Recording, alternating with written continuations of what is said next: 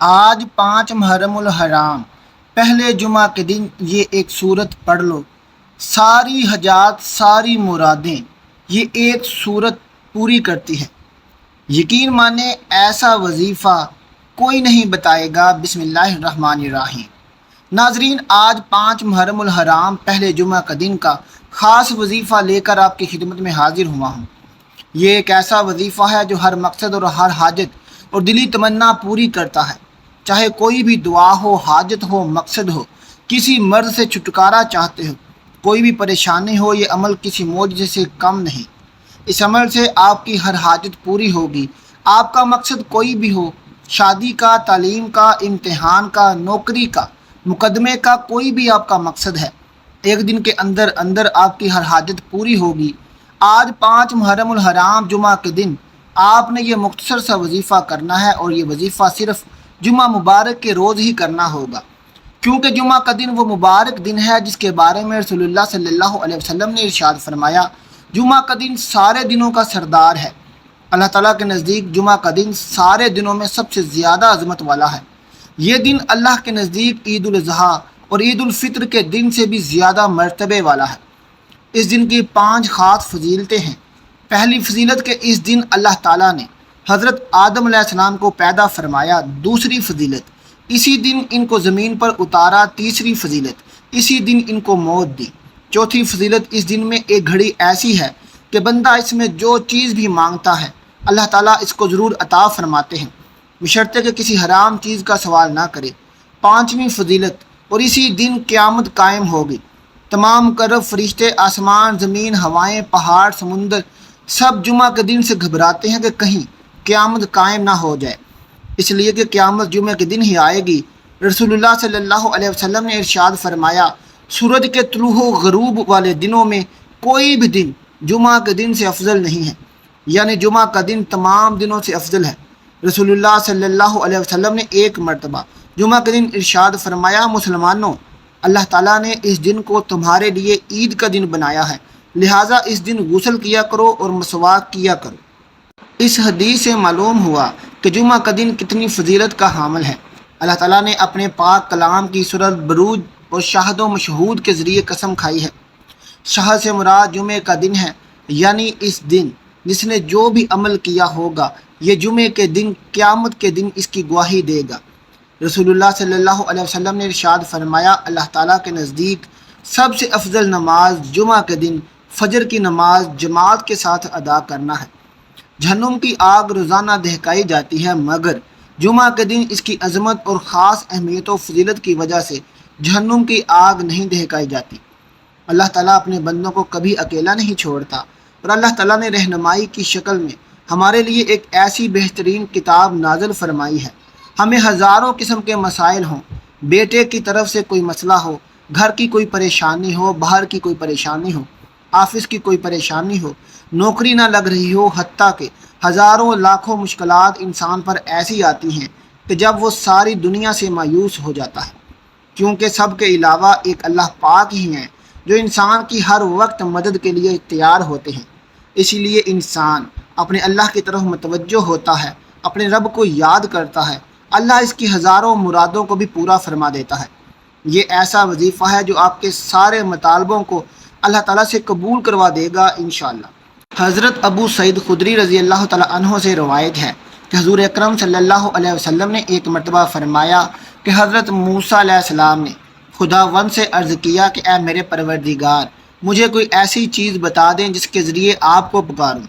اللہ تعالیٰ نے فرمایا، موسیٰ لا الہ الا اللہ پڑھ لیا کرو۔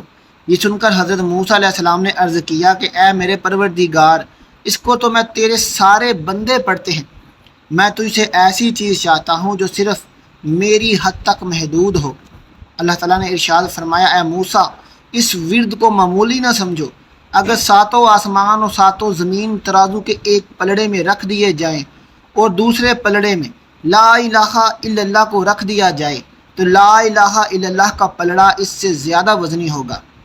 ناظرین، اللہ کے ذکر کے جہاں اتنے زیادہ فضائل ہیں، وہیں ذکر اللہ کے لاتعداد فوائد بھی ہیں۔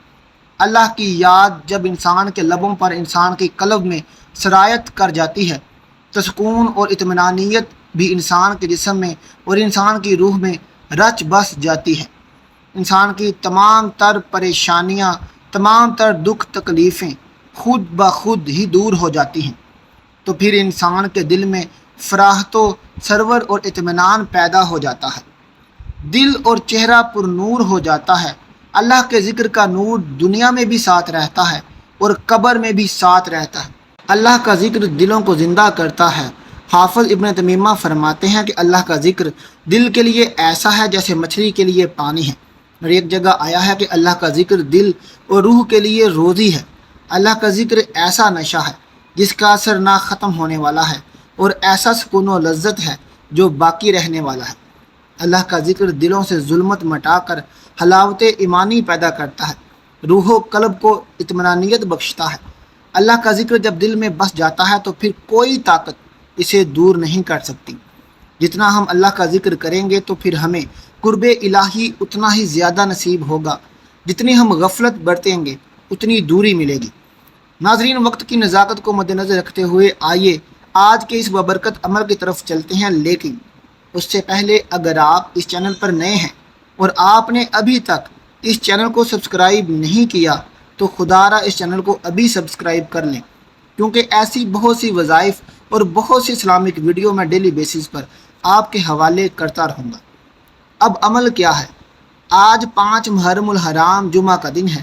قبولیت کی گھڑیوں میں آپ کو جب جہاں جیسے وقت مل جائے باوضو مصلی پر بیٹھ کر آپ نے سب سے پہلے نبی اکرم صلی اللہ علیہ وسلم کی ذات اقدس پر درود پاک پڑھنا ہے۔ درود پاک آپ کوئی سا بھی پڑھ سکتے ہیں۔ آپ صلی اللہ علیہ محمد پڑھ لیں یا صلی اللہ علیہ وسلم پڑھ لیں، یا آپ نماز والا درود ابراہیمی پڑھ لیں تو سب سے بہتر ہے۔ ایک بار ثواب کی نیت سے درود ابراہیمی میرے ساتھ بھی پڑھیے گا۔ اللہم صلی علی محمد وعلی آل محمد کما صلیت علی ابراہیم وعلی آل ابراہیم انک حمید مجید۔ اللہم بارک علی محمد وعلی آل محمد کما بارکت علی ابراہیم وعلی آل ابراہیم انک حمید مجید۔ درود پاک جیسے ہی آپ پڑھ لیں، اس کے بعد آپ نے اپنے جائز مقصد، جائز حاجات کی نیت کرنی ہے۔ آپ کو نوکری نہیں مل رہی، آپ اس کی نیت کر سکتے ہیں کہ مجھے نوکری مل جائے، یا آپ کو کوئی بڑی رقم چاہیے، اس کی نیت کر لیں۔ آپ کرائے کے مکان میں رہتے ہیں، آپ اپنا ذاتی گھر خریدنا چاہتے ہیں تو آپ اس کی نیت کر لیں۔ آپ اپنے بچوں کے رشتوں کی وجہ سے پریشان ہیں، لوگ آتے ہیں دیکھ کر چلے جاتے ہیں، آپ یہ نیت کر لیں کہ میرے بیٹے یا بیٹی کی شادی کہیں اچھی جگہ پر ہو جائے۔ دوستو، آپ کے اوپر لاکھوں کروڑوں کا قرضہ ہے، قرض دار آپ کو پریشان کر رہے ہیں، آپ قرض سے نجات چاہتے ہیں، اس کی نیت کر لیں۔ من پسند نوکری، من پسند شادی کے لیے پڑھ لو۔ میاں بیوی میں محبت کی کمی ہے تو تڑپنے والی محبت چاہتے ہیں، اس کی نیت کر لو۔ آپ کا جو بھی مقصد ہے، آپ کی جو بھی خواہش ہے، اس کی نیت کرنے کے بعد اپنی آنکھوں کو بند کر کے ایک بار اعوذ باللہ من الشیطان الرجیم بسم اللہ الرحمن الرحیم پڑھ کر وظیفے کا آغاز کرنا ہے۔ اور سب سے پہلے نمبر پر جو وظیفہ آپ نے پڑھنا ہے وہ بڑا ہی آسان سا وظیفہ ہے اور بڑا ہی باکمال وظیفہ ہے۔ آپ نے یہ وظیفہ کیسے پڑھنا ہے، کتنی تعداد میں پڑھنا ہے، توجہ کیجئے گا، توجہ سے سنیے گا۔ آپ نے لا الہ الا اللہ محمد رسول اللہ ایک بار ہو گیا، لا الہ الا اللہ محمد رسول اللہ 2 بار ہو گیا، لا الہ الا اللہ محمد رسول اللہ 3 بار ہو گیا۔ اس طرح سے آپ ہاتھ کی انگلیوں پر پڑھ لیں، تسبیح کے دانوں پر پڑھ لیں۔ آپ نے صرف اور صرف 11 بار پڑھنا ہے۔ جیسے ہی آپ پہلا وظیفہ پڑھ لیں تو اب آپ نے دوسرے نمبر پر کون سا وظیفہ پڑھنا ہے؟ اب آپ نے دوسرے نمبر پر یا اللہ یا لطیفوں کو پڑھنا ہے۔ رب کعبہ کے یہ 2 نام اگر آپ رزق میں برکت کے لیے پڑھو گے، رزق میں ایسی برکتیں ہوں گی کہ دنیا والے پوچھنے پر مجبور ہو جائیں گے کہ آپ کے حالات کیسے بدل گئے۔ قرض داروں کے قرض اتر جائیں گے۔ اگر میاں بیوی میں محبت کی کمی ہے، محبت میں کمی کو دور کرنے کے لیے پڑھ لو۔ آپ نے یا اللہ یا لطیفوں کو کیسے پڑھنا ہے، کتنی بار پڑھنا ہے، توجہ کیجیے گا۔ یا اللہ یا لطیفو 1 بار ہو گیا، یا اللہ یا لطیفو 2 بار ہو گیا، یا اللہ یا لطیفو 3 بار ہو گیا۔ اسی طرح سے یا اللہ یا لطیفو کو آپ اپنے دائیں ہاتھ کی انگلیوں پر پڑھ لیں، یا تسبیح کے دانوں پر پڑھ لیں، آپ نے صرف اور صرف اس کی ایک تسبیح یعنی کہ اسے 100 بار پڑھنا ہے، یعنی ایک مکمل تسبیح آپ نے پڑھنی ہے۔ توجہ سے پڑھنا ہے، دھیان سے پڑھنا ہے، اس یقین کامل اور بھروسے سے پڑھنا ہے کہ آپ یا اللہ یا لطیفو پڑھ رہے ہیں اور آپ کے بگڑے کام سنور رہے ہیں، رکاوٹیں دور ہو رہی ہیں، بندشیں ٹوٹ رہی ہیں۔ اب تیسرے نمبر پر آپ نے جو وظیفہ پڑھنا ہے وہ وظیفہ سورہ کوثر کا وظیفہ ہے۔ سورہ کوثر کی تلاوت سماعت فرما لیں۔ بسم اللہ الرحمن الرحیم، انا اعطیناک الکوثر فصلی لربک وانحر ان شانئک ھو الابتر۔ سورہ کوثر رزق کے 300 دروازے کھول دیتی ہے۔ سورہ کوثر آپ کی ہاتھ کی انگلیوں پر پڑھ لیں یا تسبیح کے دانوں پر پڑھ لیں، آپ نے صرف اور صرف 11 بار پڑھنی ہے، اور جب جب آپ کی زبان سے سورہ کوثر نکل رہی ہو، رب کریم سے عاجزی کے ساتھ بندہ تنگ دست ہے، غربت کا شکار مایوس ہے، پریشان ہے، خود بخود آنکھوں میں آنسو بھی آ جاتے ہیں، اور جب بندہ پریشانی میں ہوتا ہے تو مانگنے کا طریقہ بھی آ جاتا ہے۔ آپ نے قدرتی طور پر آنکھوں میں آنسو لاتے ہوئے یقین کامل کے ساتھ 11 بار سورہ کوثر پڑھنی ہے۔ 11 بار سورہ کوثر پڑھتے ہی آخر میں چوتھے نمبر پر آپ نے استغفر اللہ پڑھنا ہے۔ استغفر اللہ 1 بار ہو گیا، استغفر اللہ 2 بار ہو گیا، استغفر اللہ 3 بار ہو گیا۔ اسی طرح سے آپ استغفر اللہ کو اپنے دائیں ہاتھ کی انگلیوں پر پڑھ لیں یا تسبیح کے دانوں پر پڑھ لیں، آپ نے صرف اور صرف 11 بار پڑھنا ہے۔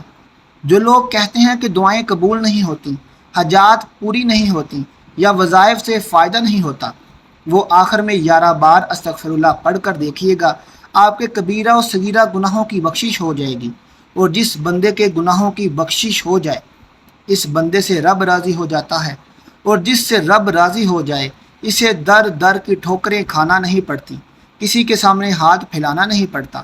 11 بار استغفر اللہ پڑھتے ہی آخر میں اتنا ہی درود پاک لازمی پڑھیے گا جتنا آپ نے عمل کے شروع میں پڑھا تھا۔